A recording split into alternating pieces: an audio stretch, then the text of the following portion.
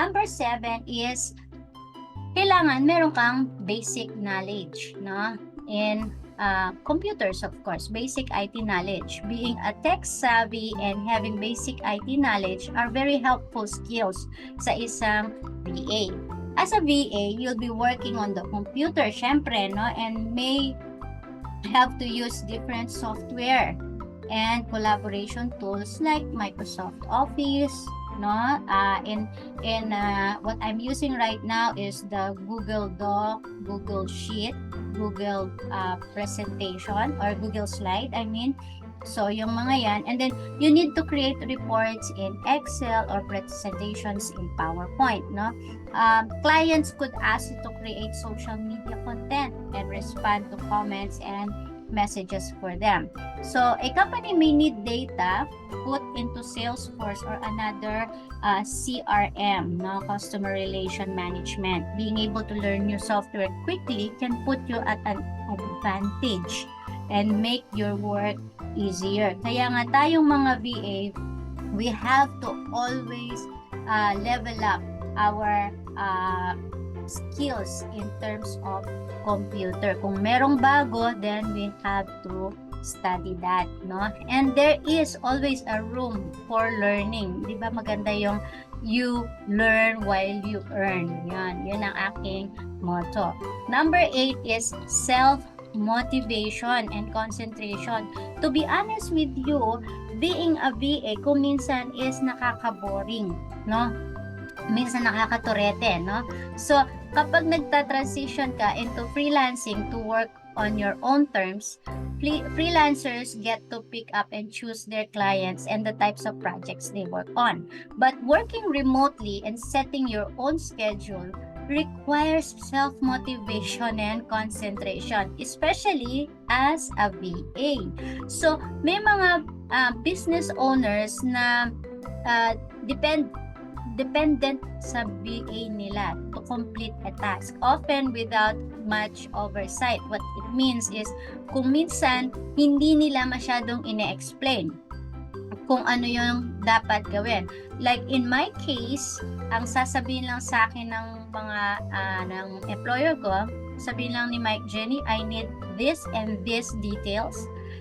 You can use this website or this website. It's up to you, but I need a worksheet that contains all the email of the president, broker, CEO of a company, and then the name of the company, the website, and then the email address, the direct email address of the CEO, president, or owner.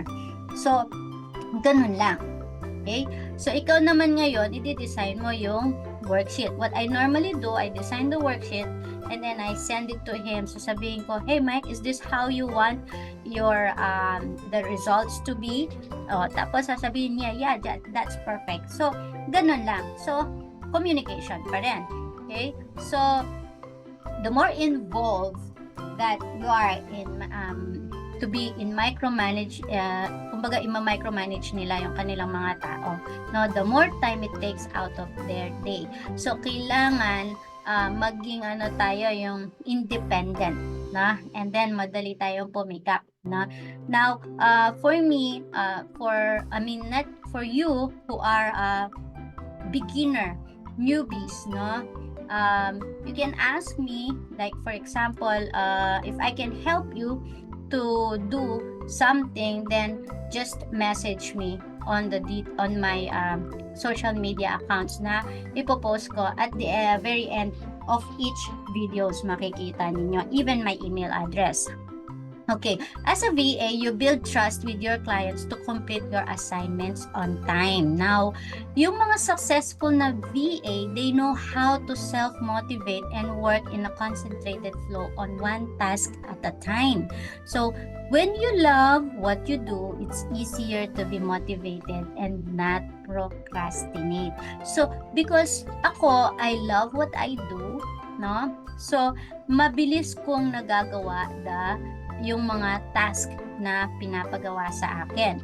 Now, I'll give you a little tips or some tips O, no? Ito yung mga tips for improving self-motivation and concentration. You have to create a work schedule and kailangan stick to it. So, in my case, I work from 6 a.m. until 3 p.m. And then from matutulog lang ako, and then from 4 p.m. I do other things like if I have a special project from other companies. Okay, and then find a morning routine that works for you.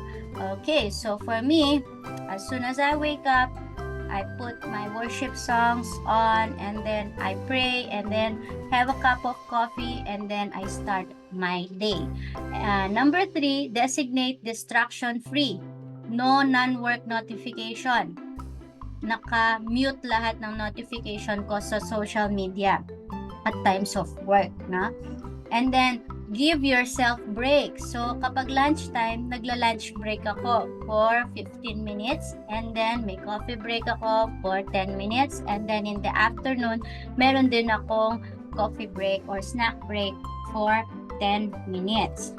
And also, write a to-do lists, no, and check off items one by one. So, on my right side, meron akong corkboard dito na nakalagay, nilagay ko yung mga, let's say for example, gumawa ako ng mga, mga small notes, okay?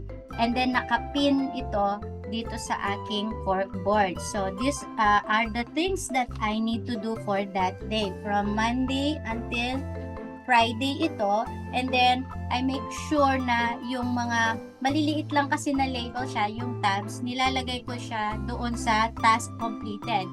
Tapos, meron akong sa taas, task to do, and then sa baba, task completed. So, ililipat ko lang yung tab. So, I made a lot of those, and then that's what I do, no? And then I use post-it or mga paper, small pieces of paper, and then doon ko nilalagay to give me a reminder. And then also work at a coffee shop for a change in a scenery, no? Wag lang palagi sa bahay. Actually, for me, I set up a office doon sa dining area namin because lagi akong naiiwan.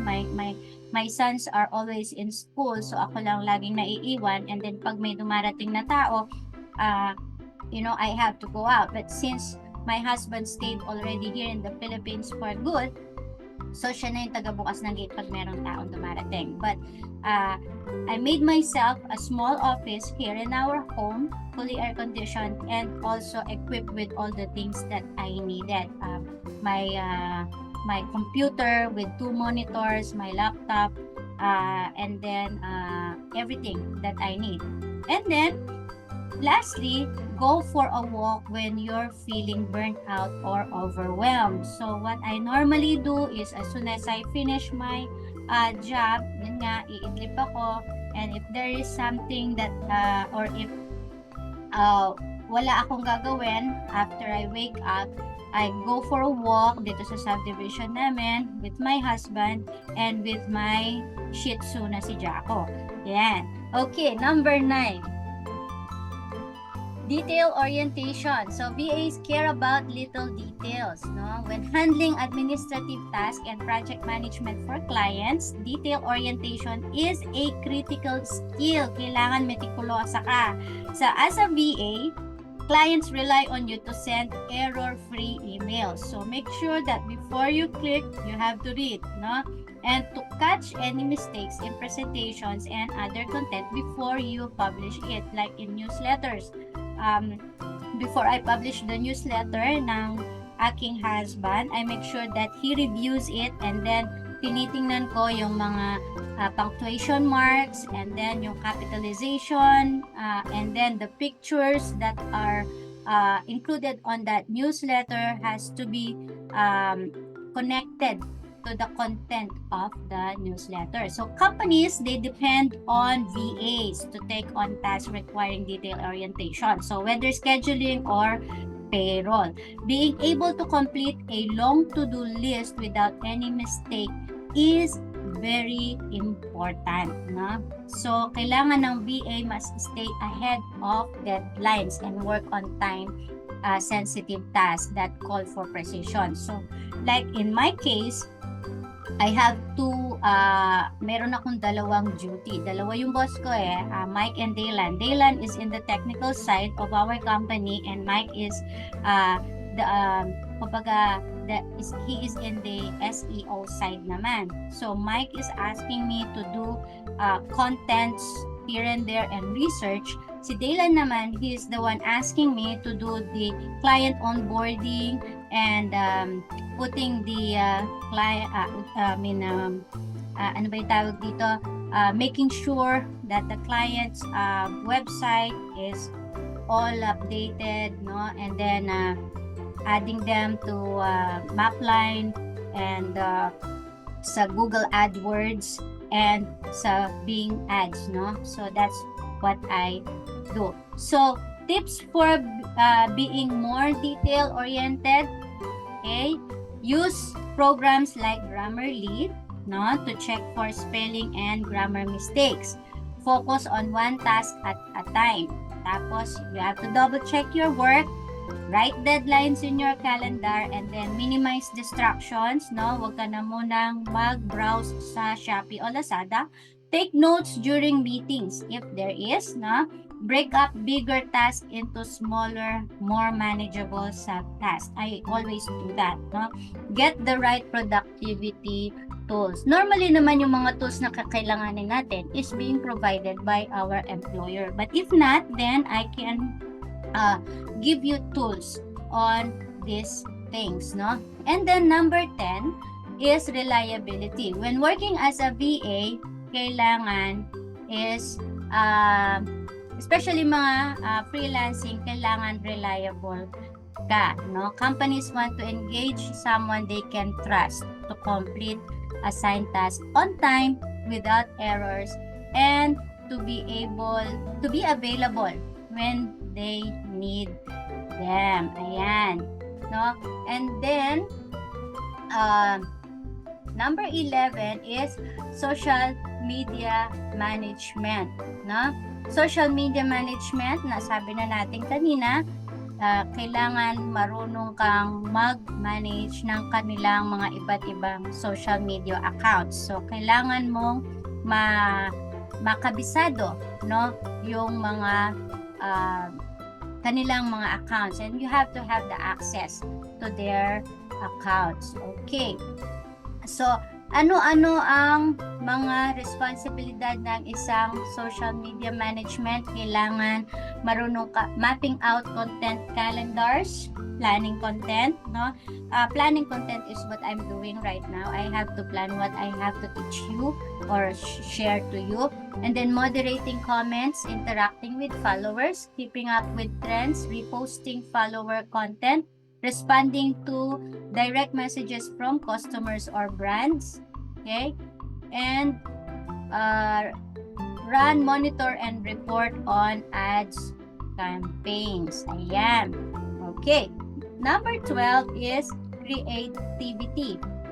Isang very essential also for being a VA is from being problem solving to content creation, no? So lahat tayo naman meron tayong tinatagong pagiging creative sa ating site, no? So embrace your creative abilities to be a better virtual assistant by integrating them into your skill set. Okay?